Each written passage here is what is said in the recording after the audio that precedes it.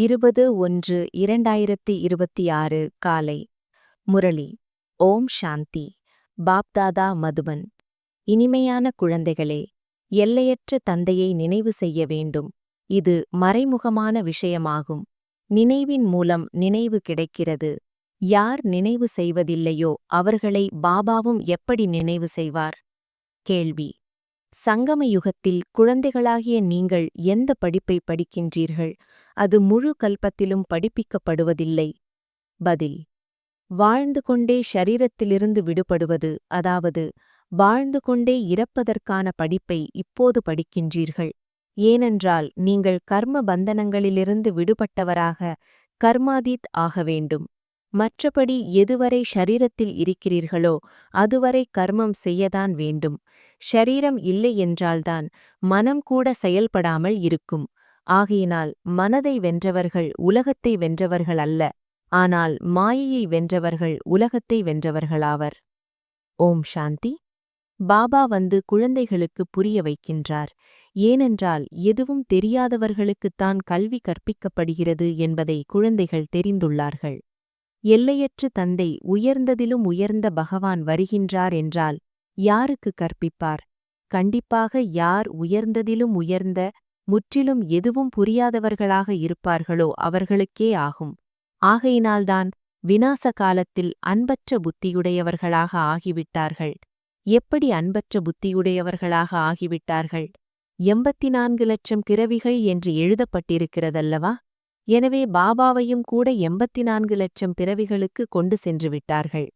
பரமாத்மா நாய், பூனை, ஜீவ ஜந்துக்களில் இருக்கின்றார் என்று சொல்லிவிட்டார்கள். இதை இரண்டாவது பாயிண்டாக புரிய வைக்க வேண்டும் என்று குழந்தைகளுக்கு புரிய வைக்கப்படுகிறது. யாராவது புதியவர்கள் வந்தால் அவர்களுக்கு முதலில் எல்லைக்குட்பட்ட மற்றும் எல்லைக்கு அப்பாற்பட்ட தந்தையின் அறிமுகத்தை அளிக்க வேண்டும் என்று பாபா புரிய வைக்கின்றார். அவர் எல்லைக்கு அப்பாற்பட்ட பெரிய பாபா மற்றும் இவர் எல்லைக்குட்பட்ட சிறிய அப்பா ஆவார். எல்லையற்ற தந்தையென்றால் எல்லையற்ற ஆத்மாக்களின் தந்தையாவார். பிரம்மா பாபா எல்லைக்குட்பட்ட தந்தை, ஜீவாத்மாக்களின் தந்தையாகிவிட்டார். அவர் சிவபாபா அனைத்து ஆத்மாக்களுக்கும் தந்தையாவார். இந்த ஞானத்தை கூட அனைவரும் ஒரே மாதிரி தாரணை செய்ய முடியாது. சிலர் 1% தாரணை செய்கிறார்கள் என்றால் சிலர் 95% தாரணை செய்கிறார்கள். இது புரிந்து கொள்ள வேண்டிய விஷயமாகும். சூரிய வம்ச ராஜ்யம் இருக்குமல்லவா? ராஜா ராணி எப்படியோ அப்படியே பிரஜைகளும் இருப்பர். இது புத்தியில் வருகிறதல்லவா? பிரஜைகளில் அனைத்து விதமான மனிதர்களும் இருக்கிறார்கள். பிரஜைகள் என்றால் பிரஜைகளே. இதுவும் ஒரு கல்வி என்று பாபா புரிய வைக்கின்றார். தங்களுடைய புத்தியின்படி ஒவ்வொருவரும் படிக்கிறார்கள். ஒவ்வொருவருக்கும் அவரவருடைய நடிப்பு கிடைத்திருக்கிறது. கல்பத்திற்கு முன்பு யார் எவ்வளவு தாரணை செய்திருந்தார்களோ அந்த அளவிற்கு இப்போதும் தாரணை செய்கிறார்கள். படிப்பு ஒருபோதும் மறைந்திருக்க முடியாது. படிப்பின்படிதான் பதவி கிடைக்கிறது. இன்னும் கொஞ்சம் போனால் தேர்வு நடந்தே ஆகும் என்று பாபா புரிய வைக்கின்றார். தேர்வு நடக்காமல் தேர்ச்சி என்பது நடக்க முடியாது. கடைசியில் அனைத்தும் தெரியும். ஆனால் இப்போது கூட நாம் எந்த பதவியை அடைவதற்கு தகுதியானவர்கள் என்று புரிந்து கொள்ள முடியும். வெட்கப்பட்டு கொண்டு அனைவரோடும் சேர்ந்து கையை உயர்த்தி விடுகிறார்கள். நாம் எப்படி லக்ஷ்மி நாராயணனாக ஆக முடியும் என்று மனதில் புரிந்து கொள்ளவும் செய்கிறார்கள். இருந்தாலும் கையை உயர்த்தி விடுகிறார்கள். புரிந்து கொண்டே கையை உயர்த்தி விடுவதை கூட அஞ்ஞானம் என்றே சொல்லலாம். எவ்வளவு அஞ்ஞானமாக இருக்கிறது என்பதை பாபா உடனே புரிந்து கொள்கிறார். இதைவிட அந்த மாணவர்களுக்கு புத்தி இருக்கிறது. நாம் பட்டம் பெறுவதற்கு தகுதியானவர்கள் இல்லை என்று புரிந்து கொள்கிறார்கள். இதைவிட அந்த அஞ்ஞானிகள் நல்லவர்கள். அவர்கள் டீச்சர் என்ன படிப்பிக்கின்றாரோ அதில் நாம் எவ்வளவு மதிப்பெண்கள் எடுப்போம் என்று புரிந்து கொள்கிறார்கள். நாங்கள் மதிப்புடன் தேர்ச்சி பெறுவோம் என்றால் சொல்வார்கள். எனவே இங்கு அந்த அளவிற்கு கூட புத்தி இல்லை என்று நிரூபணமாகிறது. அதிக தேக அபிமானம் இருக்கிறது. நீங்கள் லக்ஷ்மி நாராயணனாக வந்துள்ளீர்கள் என்றால் நடத்தையும் மிக நன்றாக இருக்க வேண்டுமல்லதா? சிலர் விநாச காலத்தில் அன்பற்ற புத்தியுடையவர்களாக இருக்கிறார்கள். ஏனென்றால் விதிப்படி அன்பு இல்லை என்னும்போது அவர்களுடைய நிலை என்னவாகும்? உயர்ந்த பதவியை அடைய முடியாது.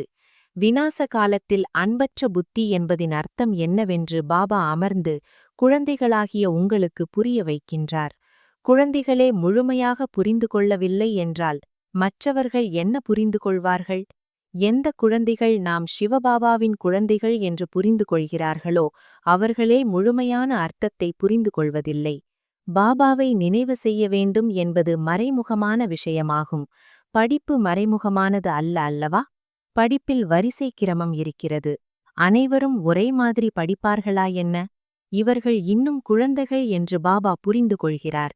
இப்படிப்பட்ட பாபாவை 3-4 மாதங்கள் கூட நினைவே செய்வதில்லை. அவர்களுடைய கடிதம் வரும் வரை நினைவு செய்கிறார்களா இல்லையா என்பது எப்படி தெரியும்? பிறகு அந்த கடிதத்தில் இந்த ஆன்மீக சேவை செய்கின்றேன் என்று சேவை செய்திகளும் வரவேண்டும். நிரூபணம் வேண்டுமல்லவா? அப்படி தேக அபிமானமுடையவர்களாகவும் இருக்கிறார்கள். ஒருபோதும் நினைவும் செய்வதில்லை. சேவையின் நிரூபணத்தையும் காட்டுவதில்லை. இன்னார் வந்தார், அவருக்கு புரிய வைத்தேன் என்று சிலர் செய்தி எழுதுகிறார்கள் என்னும்போது பாபாவும் குழந்தை உயிருடன் இருக்கிறது என்று புரிந்து கொள்கிறார். சேவையின் செய்திகளை சரியாக கொடுக்கின்றனர். சிலர் 3-4 மாதங்கள் வரை கடிதம் எழுதுவதே இல்லை. செய்தி எதுவும் இல்லை என்றால் இறந்து விட்டார் அல்லது நோயுற்றிருக்கிறார் என்று புரிந்து கொள்ளப்படுகிறது. நோயுற்ற மனிதர்கள் கடிதம் எழுத முடியாது. என்னுடைய உடல்நிலை சரியில்லாமல் இருந்ததாகையினால்தான் கடிதம் எழுதவில்லை என்று சிலர் எழுதுகிறார்கள். சிலர் நோயுற்றவும் இல்லை, செய்தியும் சொல்வதில்லை. தேக அபிமானம் இருக்கிறது. பிறகு பாபாவும் யாரை நினைவு செய்வார்? நினைவின் மூலம்தான் தந்தையின் நினைவுடன் தொடர்பு கிடைக்கிறது. ஆனால் தேக அபிமானம் இருக்கிறது. என்னை சர்வ வியாபி என்று சொல்லி 84 லட்சத்தை விடவும் அதிக பிறவிகளில் கொண்டு சென்று விட்டார்கள் என்று பாபா புரிய வைக்கின்றார். மனிதர்களுடைய புத்தியை கல்லு புத்தி என்று சொல்லப்படுகிறது. பகவானை கல்லிலும் முள்ளிலும் இருக்கின்றார் என்று சொல்லிவிட்டார்கள். எனவே இது எல்லையற்ற நிந்தனையாகிவிட்டதல்லவா? ஆகையினால்தான் பாபா கூறுகிறார், என்னை எவ்வளவு நிந்தனை செய்கிறார்கள். நீங்கள் இப்போது வரிசை கிரமமாக புரிந்து கொண்டீர்கள். நீங்கள் வந்தீர்கள் என்றால் நாங்கள் பலியாவோம், தங்களை வாரிசாக்குவோம் என்று பக்தி மார்க்கத்தில் பாடுகிறார்கள். கல்லிலும் முள்ளிலும் இருக்கின்றார் என்று சொல்வது வாரிசாக்குவதாகுமா? எவ்வளவு நிந்தனை செய்கிறார்கள். அதனால்தான் பாபா கூறுகிறார், யதா யதாஹி, குழந்தைகளாகிய நீங்கள் இப்போது பாபாவை தெரிந்துள்ளீர்கள் என்னும்போது பாபாவை எவ்வளவு மகிமை பாடுகிறீர்கள். சிலர் மகிமை என்ன, நினைவு செய்து 2 வார்த்தைகள் கூட ஒருபோதும் எழுதுவதில்லை. தேக அபிமானமுடையவர்களாக ஆகிவிட்டார்கள்.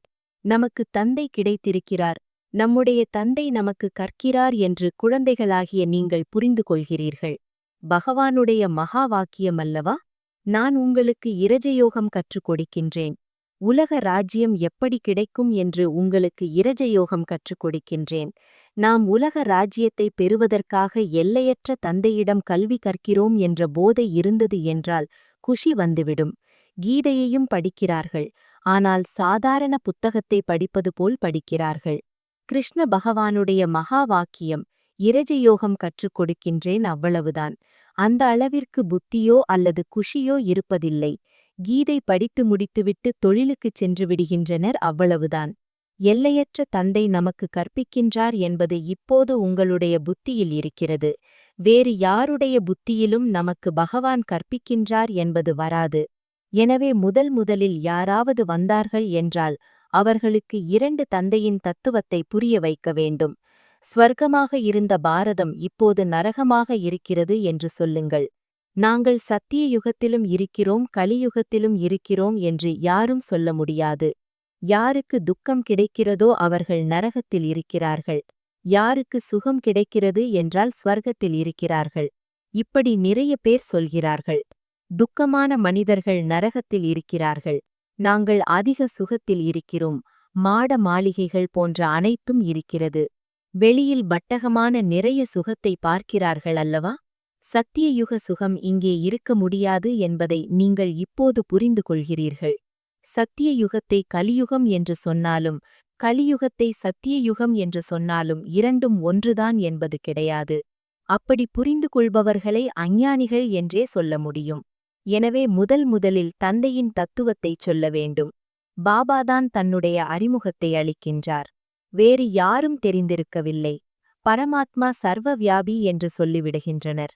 ஆத்மாவும் பரமாத்மாவும் ரூபத்தில் ஒன்றுதான் என்று நீங்கள் இப்போது காட்டுகிறீர்கள். அவர் எப்படி வருகின்றார் என்பதை பாபா அமர்ந்து புரிய வைக்கின்றார். அனைத்து ஆத்மாக்களும் பரந்தாமத்தில் இருக்கின்றன. இந்த விஷயங்களை வெளியில் உள்ளவர்கள் யாரும் புரிந்து கொள்ள முடியாது. மொழி கூட மிகவும் சகஜமானது.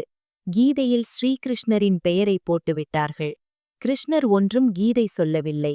அவர் என்னை மட்டும் நினைவு செய்யுங்கள் என்று அனைவருக்கும் சொல்ல முடியாது. தேகதாரியும் நினைவினால் பாவங்கள் அழிவதில்லை. கிருஷ்ண பகவானுடைய மகா வாக்கியம், தேகத்தின் அனைத்து சம்பந்தங்களையும் விட்டுவிட்டு என்னை மட்டும் நினைவு செய்யுங்கள் என்றாலும் தேகத்தின் சம்பந்தம் கிருஷ்ணருக்கும் இருக்கிறது. மேலும் அவர் சிறிய குழந்தையாக இருக்கிறார் அல்லவா?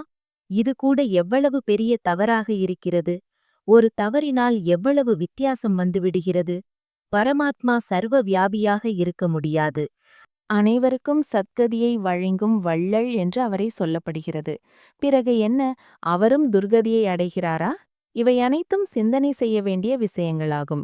நேரத்தை வீணாக்கும் விஷயங்கள் அல்ல. எங்களுக்கு நேரமில்லை என்று மனிதர்கள் சொல்கிறார்கள். வந்து கோர்ஸ் எடுத்துக்கொள்ளுங்கள் என்று நீங்கள் அழைக்கிறீர்கள். அவர்கள் நேரமில்லை என்று சொல்கிறார்கள். 2 நாட்கள் வருவார்கள், பிறகு 4 நாட்கள் வரமாட்டார்கள். படிக்கவில்லை என்றால் எப்படி லக்ஷ்மி நாராயணனாக ஆக முடியும்? மாயையின் வேகம் எவ்வளவு அதிகமாக இருக்கிறது! எந்த வினாடி எந்த நிமிடம் கடந்து செல்கிறதோ அது அப்படியே திரும்பவும் நடக்கிறது என்று பாபா புரிய வைக்கின்றார். எண்ணிலடங்கா முறை திரும்ப நடந்து கொண்டே இருக்கும். இப்போது பாபாவின் மூலம் கேட்டுக்கொண்டிருக்கிறீர்கள். பாபா பிறப்பு இறப்பில் வருவது கிடையாது. முழுமையாக பிறப்பு இறப்பில் யார் வருகிறார், யார் வருவதில்லை என்பதின் வேறுபாட்டை தெளிவுபடுத்தப்படுகிறது. ஒரே ஒரு தந்தையானவர் மட்டுமே பிறப்பு இறப்பில் வருவது கிடையாது. மற்றவர்கள் அனைவரும் வருகிறார்கள். ஆகையினால்தான் சித்திரங்களும் காட்டப்பட்டிருக்கிறது. பிரம்மா மற்றும் விஷ்ணு இருவரும் பிறப்பு இறப்பில் வருகிறார்கள். பிரம்மாவிலிருந்து விஷ்ணு, விஷ்ணுவிலிருந்து பிரம்மாவாக நடிப்பில் வந்து சென்று கொண்டிருக்கிறார்கள். இதற்கு முடிவு என்பதே கிடையாது. இந்த சித்திரங்களை அனைவரும் வந்து பார்ப்பார்கள் மற்றும் புரிந்து கொள்வார்கள். மிகவும் சகஜமாக புரிந்து கொள்ள வேண்டிய விஷயமாகும். நாம் தான் பிராமணர்களாக இருக்கிறோம், பிறகு நாம் சத்திரியர்களாக ஆவோம், வைசியர்களாகவும் பிறகு சூத்திரர்களாகவும் ஆவோம் என்பது புத்தியில் வரவேண்டும். பிறகு பாபா வருவார், பிறகு நாம் பிராமணர்களாக ஆகிவிடுவோம். இதை நினைவு செய்தால் கூட சுய தரிசன சக்கரதாரிகளாக ஆகிவிடுவீர்கள். நிறைய பேருக்கு நினைவு நிற்பதே இல்லை.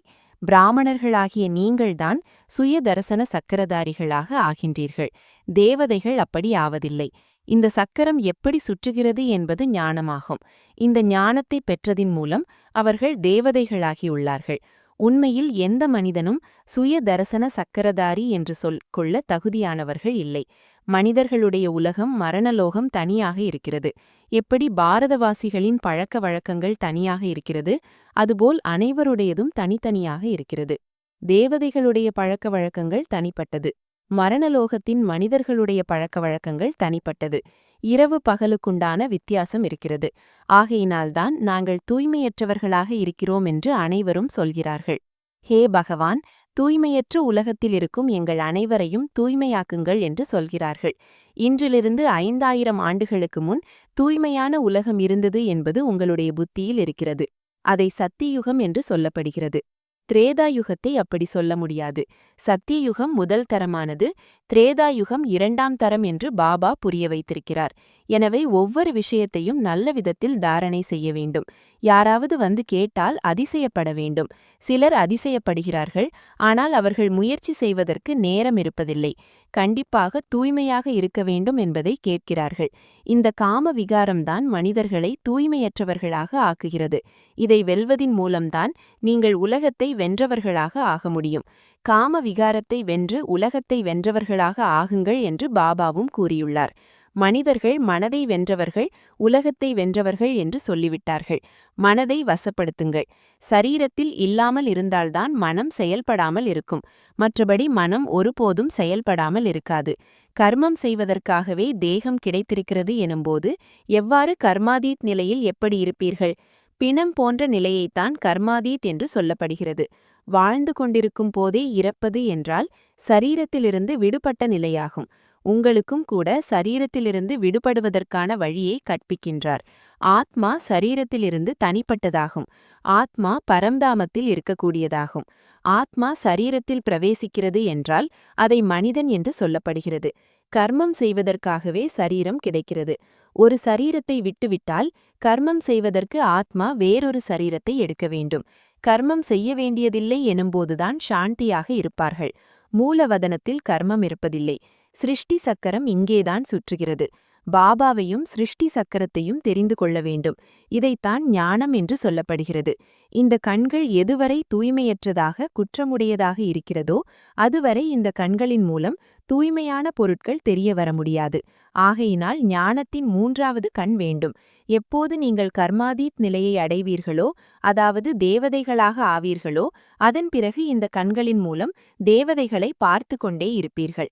மற்றபடி இந்த சரீரத்தில் இந்த கண்களின் மூலம் கிருஷ்ணரை பார்க்க முடியாது. மற்றபடி காட்சியை காண்பதின் மூலம் ஏதும் கிடைக்கிறதா என்ன? அல்ப காலத்திற்கு குஷி இருக்கிறது. ஆசை பூர்த்தியாகிவிடுகிறது. நாடகத்தில் சாட்சாத்காரத்தின் நடிப்பும் பதிவாகியிருக்கிறது. இதனால் எந்த பலனும் ஏற்படுவதில்லை. நல்லது. இனிமையிலும் இனிமையான காணாமல் போய் கண்டெடுக்கப்பட்ட செல்ல குழந்தைகளுக்கு தாயும் தந்தையுமான பாப்தாதாவின் அன்பு நினைவுகளும் காலை வணக்கமும். ஆன்மீக குழந்தைகளுக்கு ஆன்மீக தந்தையின் நமஸ்காரம். தாரணைக்கான முக்கிய சாரம். சரீரத்திலிருந்து தனிப்பட்ட ஆத்மா நான் வாழ்ந்து கொண்டே இந்த சரீரத்தில் இருக்கின்றேன். சவம் போன்ற நிலை. இந்த நிலையின் பயிற்சியின் மூலம் கர்மாதீத் நிலையை உருவாக்க வேண்டும். சேவையின் நிரூபணத்தை அளிக்க வேண்டும். தேக உணர்வை விட்டுவிட்டு தங்களுடைய உண்மையிலும் உண்மையான செய்தியை கொடுக்க வேண்டும். மதிப்புடன் தேர்ச்சி பெறுவதற்கு முயற்சி செய்ய வேண்டும். வரதானம். தனது சாந்த ஸ்வரூபத்தின் மனநிலை மூலம் அமைதியின் கிரகணங்களை பரப்பக்கூடிய மாஸ்டர் அமைதி கடல் ஆகுக. தற்சமயத்தில் உலகின் ஆத்மாக்களுக்கு அனைத்தை விட அதிகமாக அவசியமானது உண்மையான அமைதியாகும். தினம்தோறும் அசாந்திக்கான பல காரணங்கள் அதிகரிக்கும், மேலும் கூட அதிகரிக்கும். ஒருவேளை சுயம் அசாந்தியாக இல்லையென்றால் மற்றவர்களின் அசாந்தியான வாயுமண்டலம் சூழ்நிலை அமைதியான மனநிலையில் அமரவிடாது. அசாந்தியின் டென்ஷனின் அனுபவம் அதிகரிக்கும். அப்படிப்பட்ட சமயத்தில் மாஸ்டர் அமைதியான கடலான குழந்தைகள் அசாந்தியான எண்ணங்களை உள்ளடக்கி விசேஷமாக அமைதியின் வைப்ரேஷனை பரப்புங்கள். ஸ்லோகன். பாபாவின் அனைத்து குணங்களை அனுபவிப்பதற்காக சதா ஞான சூரியனின் அருகாமையில் இருங்கள். அவ்யக்த இஷாரே. இந்த அவ்யக்த மாதத்தில் பந்தனத்திலிருந்து விடுபட்டு ஜீவன் முக்தி ஸ்திதியின் அனுபவம் செய்யுங்கள். இப்பொழுது நேரத்தின் சேமிப்பு, எண்ணங்களின் சேமிப்பு, சக்திகளின் சேமிப்பு திட்டத்தை உருவாக்கி புள்ளி ஸ்வரூபத்தின் அனுபவம் செய்யுங்கள். எந்தளவு புள்ளி ஸ்வரூபத்தின் நிலை இருக்கிறதோ அந்தளவு ஈவில் ஸ்பிரிட், தீய ஆத்மாவின் சம்ஸ்காரத்தின் வலிமை உங்கள் மீது போர் புரியாது. நீங்கள் கூட அதிலிருந்து விடுபட்டிருப்பீர்கள். மேலும் உங்களுடைய சக்தி ஸ்வரூபம் அவர்களுக்கும் கூட முக்தி கொடுக்கும். ஓம் சாந்தி.